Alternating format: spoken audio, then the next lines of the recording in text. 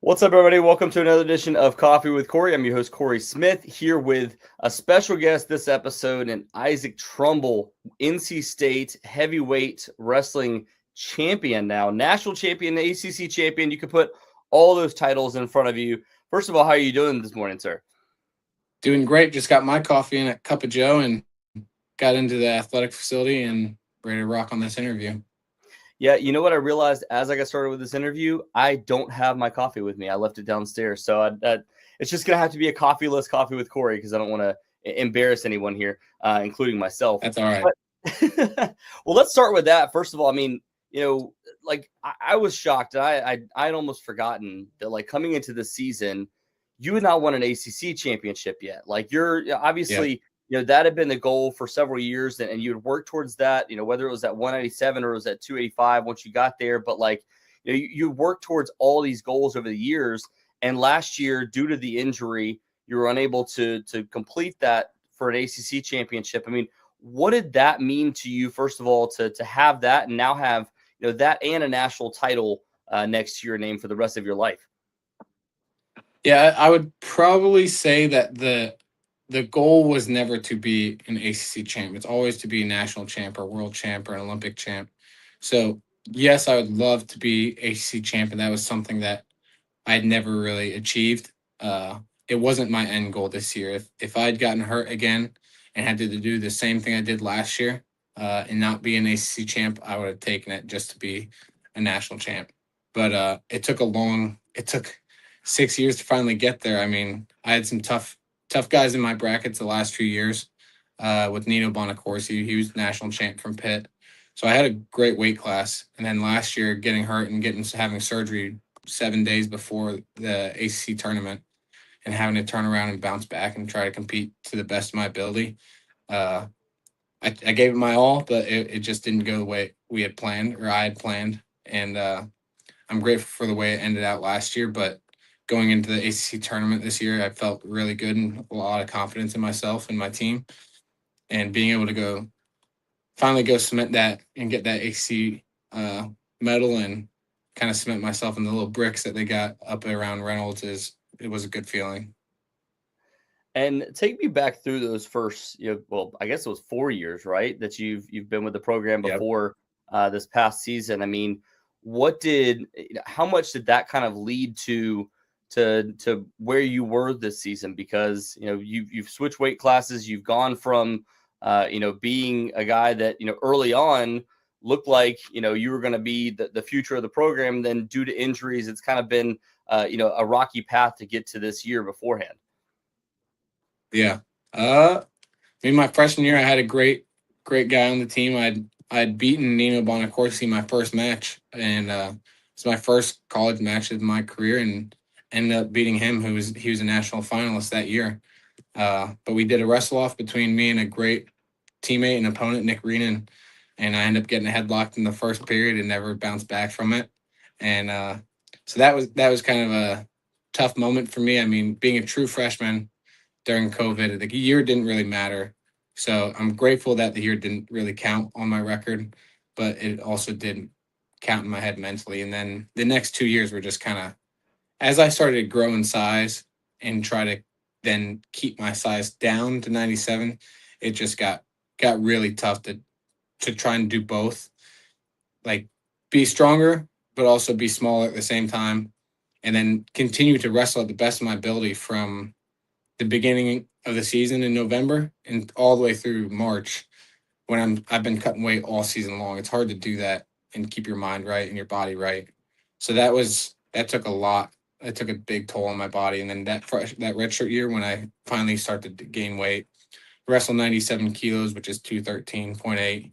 Wrestle in some international tournaments and really start to build some momentum and feel like what I've been working on is snowballing. I'm getting better at wrestling, and I'm not focusing on cutting weight. I'm focused on getting better at wrestling. And that year, I learned a lot, being able to go to NCAAs with the team and see what the tournament looks like as an outsider, someone not competing, and just getting to view it really helped me a lot too going into the next year. And then once I finally got up to heavyweight, it kind of felt like all the switches clicked and everything was kind of rolling along, and it worked out good for me the last 2 years. And you mentioned the injury, but going through that this past off season, I know you had said I wanted to ask you about this before I talk about this past season in general, because 21-0 is unbelievable, first of all. Yeah. But you went through the injury, you got surgery before you go to NCAA's, and then afterwards you said, I wanted to make sure that I was good to be able to walk down the aisle. Like, how important? Obviously, Yeah. the wrestling thing is important, but how big of a deal was that for you to be able to, in the off season, be able to walk down the aisle and do so comfortably? And probably, I don't know how much you danced at the after party, but how much kind of went into that as well? I mean, my trainer and doctor did tremendous job with me, just getting me to that point where I could do it. But it wasn't that big of a deciding factor for me. If I had to wear a knee brace over top of my suit, so be it. I could have cared less. But my wife on the other hand was like, "You're going to be in there every day from sun to sundown, making sure you can be able to walk, and maybe even strap the brace on at the wedding and dance." So that helped me out a lot, with the wife pushing me a little bit, or fiance at the time pushing me to get to the point where I can't do those things. So were you able to dance? I got a little courage in me, and I was able to dance. And I strapped the knee brace on just to keep everything safe in case we had some heavyweight wrestlers there that would bounce me around. So I was just safe when I had that on. So that was a good protective precautionary measure. And this season as a whole, I mean, I'm sure you didn't even know fully, at that time, like, if you were going to be fully healthy by the time the season rolled around. I mean, what did it mean to you to have this kind of season, to go 21-0, to get to, the ultimate peak of just the sport as a whole? I mean, you only gave up 2 points the entire time you were going through the NCAA tournament as well. Yeah. I don't know. It was. Sorry, ask the question one more time. My brain just got foggy.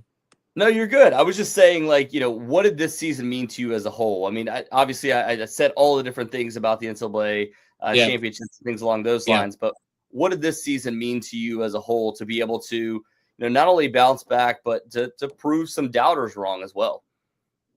Yeah.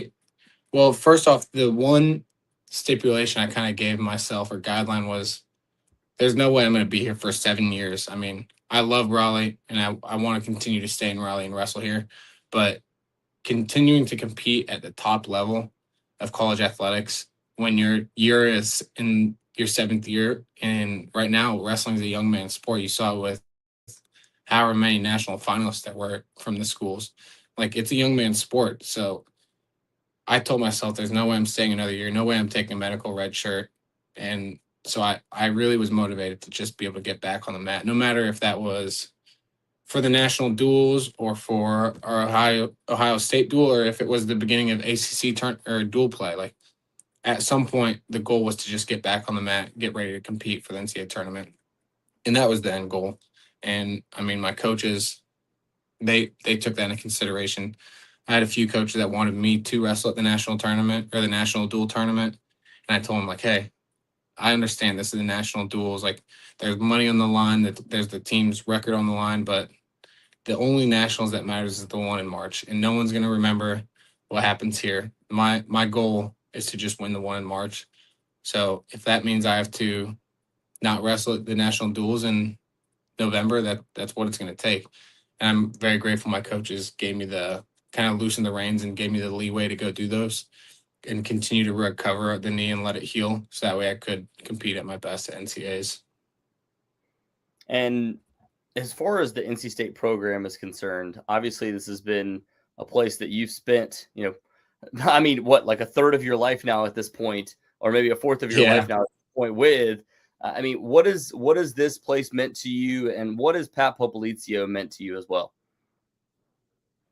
Yeah, this place has been amazing. Yeah, I mean, I've seen it continue to grow. I mean, I remember seeing a photo of when Pat first took over the job in Old Reynolds, and there was maybe 100 fans in the stands. And this year, I think we set a record for most, like, continually the highest record throughout the season. for wrestling. So that's pretty awesome. And being able to build relationships with my coaches, my teammates, just the people in the athletic building here, the athletic director, the strength staff, uh, facility workers, everyone, just being able to build those relationships. And I talked with my wife after our last home duel senior night, and I had a kid come up to me. He had given me a gift for my baby. He'd given me a gift for my wife and myself. He had hand drawn some stuff, wrote me a letter, a bunch of things, and he hugged me crying. And he couldn't really understand why I was leaving. He thought I was leaving the school for good. He couldn't understand why I was going to. And so I had to explain to him like what was happening, what's going on. And when I went out to dinner with my wife that night, I was like, that right there is the reason why I stayed. You can't build those relationships with people when you transfer and you're out of school for 1 year. You just can't. So those relationships that I built here have taken 6 years, and I've got a lot more in common with people here than I would at a school that I've only been there for 6 years or 1 year, and I'm just going there for the money. And if that's what it takes is to sacrifice the money to keep those relationships, I'll take it any day. And I got a lot of people here that stand behind me and or stand with me, and they'll fight for me every day. And if I need a job in the future, there's a ton of people here that'll open their arms and bring me in. And I just know that, and I can't get that somewhere else in a year. So I'm grateful that I stuck around here, and they stuck with me. Yeah, and at the same, talking about those relationships, I mean, kind of the same idea here. Nick Wisdowski, a guy that was, the first national champion under Pat Popolizio at heavyweight, a guy that, has stuck around the program. Obviously, he wrestled professionally for a long time before returning to the program here recently. How important has he been in your development and what you were able to do this year too? Yeah, I remember my freshman year, sophomore year, freshman year when I first met Gwiz, I just thought he was some big mean bully. He loves to just pick on people, and that's the type of guy he is. He just picks on them, and it's not bullying, but he just loves to mess with them. Like, oh, you showed up 5 minutes before practice today, or something like that. He'll find something, and he'll find something that gets under your skin, and he'll dig into it. And then after a few years, he went to Cornell, and then he finally moved back to Raleigh. And when he moved back here, the coaching staff and the RTC was able to get him to come back in the room 2-3 times a week. And he was kind of my main coach, practice partner. He would practice with me whenever he could get in the room. And I understand he's got a wife, he's got kids, he's got dogs, he's got a job he's got to do still. So him being able to find time and come in and put back into the program that he put so much into means a lot to me, and it means a lot to our coaching staff. I probably wouldn't be able to do what I did this year without him. And he's done a lot for me in the last few years, and he's just been an incredible role model for me. And as far as life after NC State, life after, well, I don't know if it's going to be life after wrestling. I'm sure you're still going to stick around the sport, but what are your plans moving forward? And, well, I guess before we talk about your plans moving forward, looking at, we talked about your wife earlier, but I know she's also currently pregnant. I mean, when are you set to become a father, and how exciting is that next step for you as well? Yeah, baby's due in any day now. His due date is April 9th, so it could honestly come at any point now.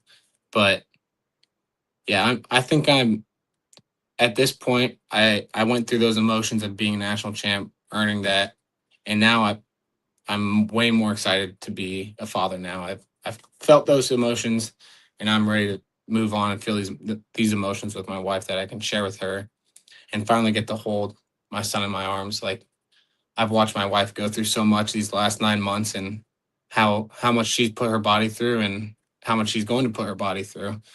And she was talking about how she did 18 years of swimming, and she's like, every single second of it was hard. And Yeah. she's like, I'm willing to go through that pain for my son and sacrifice these things for my son. And I feel the same way. It's just I felt an emotion just getting closer and closer to the moment. And I'm really excited to finally get to hold my son in my arms. I was talking last night with her, like, how excited I am to just have a conversation with him when I can talk to him and he can talk back to me, or just little things, and we'll go to the art museum and play frisbee at night, and seeing the families walk with their kids or push them in the stroller and hearing like little kids laugh, it just brings joy to me. So I'm really excited for that moment. Enjoy every moment of it, man. Because like I've got a 9 and a 3-year-old right now. They're both girls, and Mhm. like watching my 9-year-old play softball, my 3-year-old just, I mean, like this morning I'm playing Play-Doh with her, and she's doing a whole like restaurant thing, and Mhm. it's an experience, but it's one of those things where everybody keeps telling me, oh, it's fleeting, it changes so quickly, and I'm like, yeah, it does, but you get the amazing part of it is you get it's replaced with someone else that's new and amazing every single year, every single few months. And just that experience of getting to see them grow is amazing. I joked with you beforehand, but is Pat heavily recruiting him already? Like what's the NIL package look like there? Yeah, it'll have to be a big NIL package. I mean, he's got two athletic parents. His mom was a multiple-time All-American in swimming. He's got me as his father. I mean, great family. And I mean, her mom was multiple-time national champ. Her aunt was multiple-time national champ. So great bloodline. But I would love to see him be a part of the pack one day. If no matter the sport, or if it's just to be a student, I'd love that too. But wherever he ends up or whatever he ends up doing, I think I'll be pretty happy for him. As long as he's giving it his all, I'll be happy for him. I was gonna say he has no choice but to be an elite athlete, given the Yeah. bloodline there. And Yeah. my last thing for you, just you talked about it a little bit, but you know, like just your final message to NC State fans, to the wrestling community, before you hang it up at NC State as well. I'd probably love to say that I'm very grateful that for the opportunity that was given to me here at NC State. I wasn't a high recruit, and them just being able to bring me into the program here, uh, I never took it for granted one day. And I saw how much the coaches here, especially Pat, puts into this program, the time he puts in, and the time the fans put in. I mean, I've met fans here that have gone to every match that I've been here since, and they've seen me flourish from being a little 197 pounder all the way into where I am now. And it's taken a long time to get here. And there's been fans that have stuck by our side through thick and thin when we were winning every ACC title versus where we are now, where we're competing to finally get to that, trying to get to that first place. But it's gonna be tough where we are in the ACC. I mean, ACC is probably one of the toughest conferences right now with wrestling, and how much other schools got in NIL and how they can recruit kids. People don't think of wrestling as a huge NIL sport, but behind football and basketball, it's the biggest NIL sport. So being able to have the support from our fans here and what they've given into me is incredible. And I look forward to giving back to this program just as much as they've put into me. All right, I said that'd be the last thing for you, but I did want to ask you what's next for you. Let people know what you have coming up as well. Yep. So baby right away. And then got to graduate, got to finish school strong, got to try and get that 4.0 one last time. And then I'll commission in May into the Army. I'll go to Field Artillery Bullock, which is basically officer leadership course over in Fort Sill, Oklahoma. And fingers crossed, the Army lets me do WCAP, which is the World Class Athlete Program. Lets me do WCAP and maybe move back to Raleigh and continue to compete here. I know they're taking the WCAP from Penn State. It was there for a while. They're moving it to Oklahoma State, trying to take some things away from Penn State so they're not as dominant. So they're moving it to Oklahoma State, but we're trying to work some things out where they'll let me continue to train here in Raleigh so I can continue to build the sport in North Carolina and grow NC State and continue to keep it at the powerhouse of which it is now. That'd be incredible, man. Well, I appreciate you taking the time, and I appreciate you being at NC State, getting to watch your journey and everything that you've been able to accomplish at NC State too. It's been incredible. Once again, ACC national champion and soon to be father, and soon to be like everything else. I just there's so many things that you have that it's almost impossible to put it all together. But I really appreciate you taking the time with us. Thank you. All right, Isaac, you have a good one, and thank you to everybody for listening. We will talk to you guys